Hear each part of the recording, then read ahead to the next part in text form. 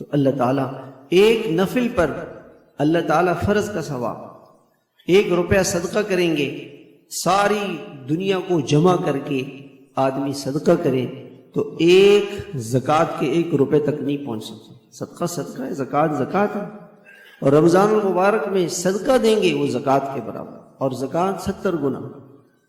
1 قرآن شریف ختم کریں گے 70 قرآن مجید ختم کرنے کا ثواب۔ اور ایک پھر حدیث پاک کے اندر آتا ہے کہ رمضان المبارک کے اندر اللہ تعالیٰ نے ہر عمل کا ایک پیمانہ مقرر کیا ہوا ہے کہ انسان کوئی نیک عمل کرتا ہے تو اللہ تعالیٰ فرشتوں سے فرماتے ہیں کہ بھئی اس کو یہ ترازو ہے، اس میں اس کے عمل کو رکھو اور بدلہ دے دو۔ اور جب روزہ آتا ہے تو اللہ تعالیٰ فرماتے ہیں اِلَّا الصَّوْمَ فَإِنَّهُ لِي، اللہ تعالیٰ فرماتے ہیں کہ اس میرے بندے نے میرے لیے روزہ رکھا۔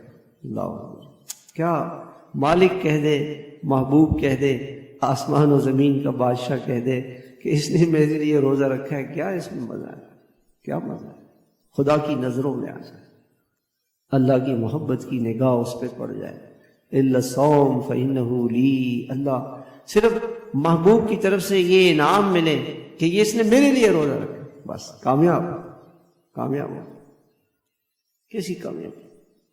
تو اس میں اللہ تعالیٰ فرماتے ہیں فَأَنَا أَجْزِي بِهِ، میں بدلہ دوں گا۔ وہ بادشاہ خود دیں گے تو کیا دیں گے بھائی؟ بادشاہ خود دیں گے تو کیا دیں گے؟